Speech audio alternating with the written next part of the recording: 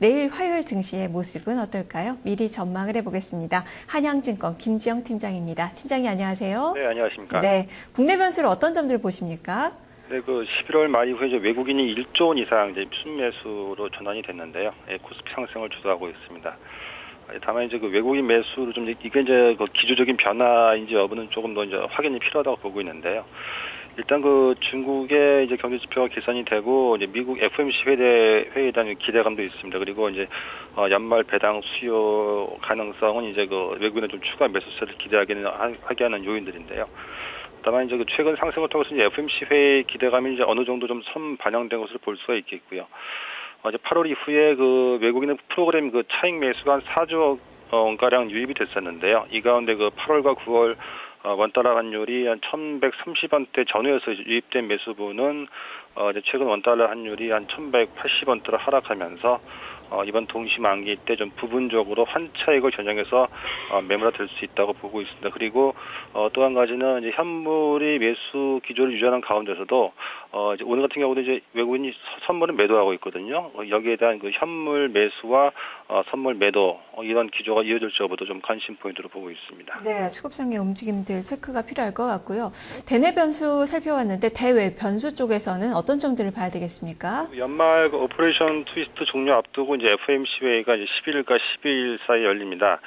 일단 지난 10월 FOMC 의서락을 보게 된다 그러면은 이제 다수의 의원들이 좀 고용 시장이 좀 불확실하다라는 이제 이유를 근거로 해서 추가 자산 매입을 좀 필요로 하는데 좀 공감대를 형성을 했고요.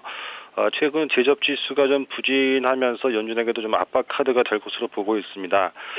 기대한 대로 이번 회의에서 추가 양적 완화 조치가 나와준다면은 좀 시장에 긍정적으로 작용할 것으로 보고 있는데요. 다만 이제 아직 재정 절벽에 대한 타협은 좀 교착 상태에 빠지고 있습니다. 현재 민주하고 공화당은 이제 향후 10년에 걸쳐서 2조 2천억 달러 재정 적자를 축소하자는 의견을 일치하고 있는데 이제 방법상 차이가 좀 크기 때문에 연내 타결을 낙관적으로 이제 볼 수 없는 상황이고요. 따라서 이번 FOMC 회의가 기대에 부합하는 경우에도 재정 절벽에 대한 연내 타결에 대한 컨센서스가 높아지지 않는 이상은 이번 회의에 대한 모멘텀의 강도라든가 좀 시장에 미치는 영향력은 예상보다 좀 크지 않을 수 있음에 좀 유의할 필요가 있다고 보고 있습니다. 네, 재정 절벽과 FOMC 회의가 여전히 가장 큰 관전 포인트가 될 것 같아요. 자, 그러면 이런 점들 종합한다면 내일 증시 어떻게 전망하시는지 전략과 함께 말씀해 주시죠. 중국 쪽 이제 지표 개선 기대하고요. 이제 FOMC 기대감이 있기 때문에 코스피 지수는 이제 10월 초 하락갭을 마련한 1990선 부근까지는 좀 추가 상승 가능성이 있다고 보여지고 있는데요. 다만 이제 동시 만기를 지나고 나면 이제 앞서 말씀드린 대로 이제 이달 중후반으로 갈수록 재정 절벽에 대한 연내 타결될 가능성이 낮아질 수 있다는 점에서 좀 시장은 좀 이에 반응할 것으로 보고 있습니다. 따라서 이제 전략적으로 본다 그러면은 추가 상승 가능성은 열어놓겠지만은 좀 변동성이 좀 증가할 부분이 있고요. 따라서 경기 민감주의 경우는 추가 상승하는 경우에 이제 비중을 좀 줄여 나가시고요.